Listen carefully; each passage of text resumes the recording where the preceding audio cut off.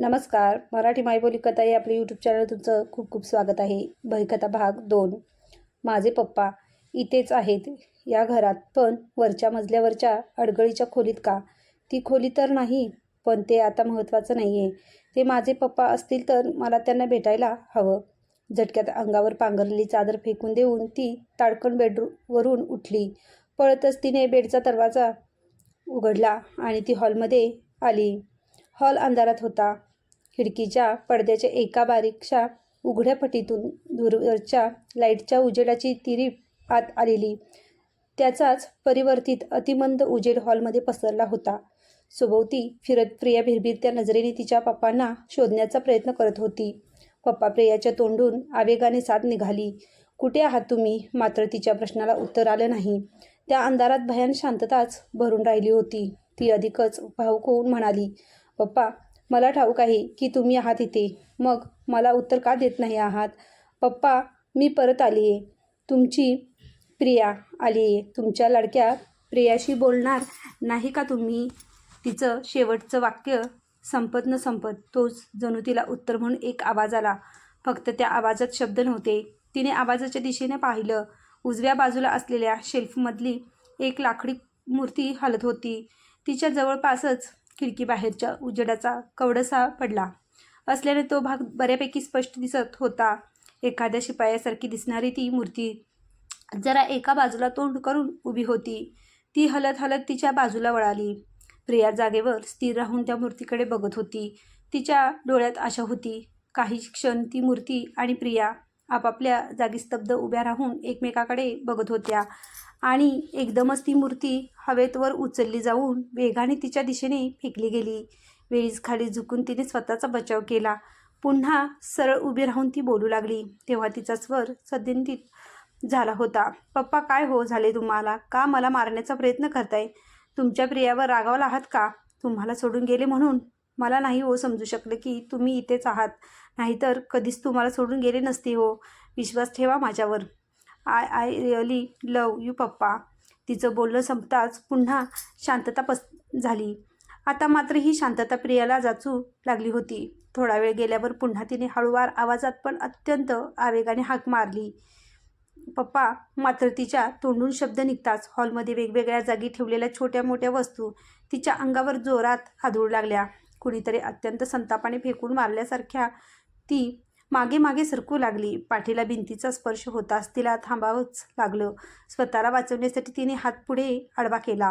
आता ती घाबरली होती. एकदम तिच्या अंगावर वस्तू आदळणं थांबलं. पण आता इथे ती सुरक्षित नसल्याचं तिच्या चांगलंच लक्षात आलं होतं. मनात खूप प्रश्न होते, पण या क्षणी सुरक्षितता महत्त्वाची होती. ती दरवाजाकडे धावली. थरथरत्या हाताने तिने कडी काढली आणि दरवाजा उघडू लागली. मात्र तितक्याच वेगाने दार पुन्हा पुढे ढकललं गेलं. तिने पुन्हा दार उघडण्याचा प्रयत्न केला, पण तिला ते जमेना. जणू जशी ती दरवाजा आत उघडत होती तसं कुणीतरी ते पुढे ढकलत होतं. त्याच्या ताकदीपुढे तिचे प्रयत्न व्यर्थ ठरत होते. आता ती गांगरून गेली. तिला बाहेर पडता आलं नाही तर नाही, असा धीर सोडून चालणार नव्हतं. राम राम राम तोंडाने पुटपुटत तिने पुन्हा जोर लावून दरवाजा ओढला आणि सहजरित्या दरवाजा उघडला गेला. झटकन ती बाहेर पडली. आपल्या मागे तिने दरवाजा कडी लावून बंद केला आणि ती घाईघाईने धावत सुटली. कुठे जायचे हे तिला चांगलंच ठाऊक होतं. अशी एकच व्यक्ती होती जिच्याकडे ती अशा अवेळीही जाऊ शकत होती आणि जी तिला तिच्या समोर उभ्या राहिलेल्या संकटातून सोडवण्यास मदतही करू शकत होती. ती व्यक्ती दुसरी तिसरी कोण नसून श्री होता. प्रियाने धावतच श्रीचं घर गाठलं. त्याच्या बेडरूमची लाईट ऑन असलेली तिने पाहिलेली. तो बऱ्याचदा रात्री उशिरापर्यंत जागा असायचा हे तिला माहीत होतं. तिने डोअरबेल वाजवली. काहीच सेकंदात दरवाजा उघडला गेला. श्रीचे सहकारी राजाभाऊ दारात उभे होते. त्यांच्या चेहऱ्यावर काळजी होती, पण आश्चर्य नव्हतं. त्यांनी प्रियाला आत घेतलं आणि तिला श्रीच्या खोलीकडे नेऊ लागले. मात्र मध्ये माईंच्या खोलीपाशी ते थांबले आणि ती नको नको म्हणत असतानाही त्यांनी माईंना उठवलं आणि कॉफी करण्याची विनंती केली. त्या किचनकडे गेल्या आणि राजाभाऊ प्रियाला घेऊन श्रीच्या खोलीत आले. श्री खिडकीपाशी पाठमोरा उभा होता. मात्र त्याची उंचपुरी तगडी शरीरयष्टी, रुंद खांदे आणि दोन्ही पाय जरासे फाकून, हात पाठीमागे धरून उभे राहण्याची त्याची पोज, यामुळे त्याची पाठमोरी आकृती ही नजर खिळवून ठेवत होती.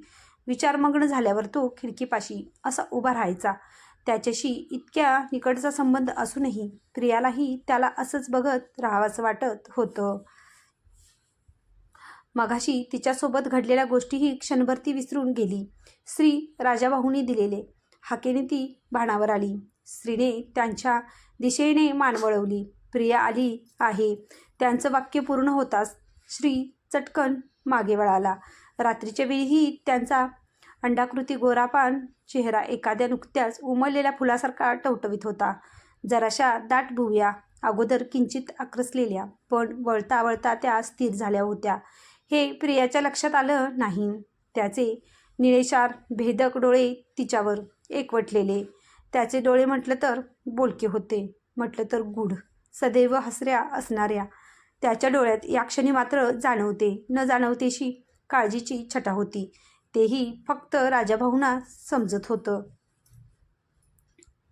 भयकथा भाग 2 तुम्हाला कसा वाटला हे मला कमेंटमध्ये नक्कीच सांगा. आणि माझ्या चॅनल लाईक करा, शेअर करा आणि सबस्क्राईब करायला विसरू नका. धन्यवाद.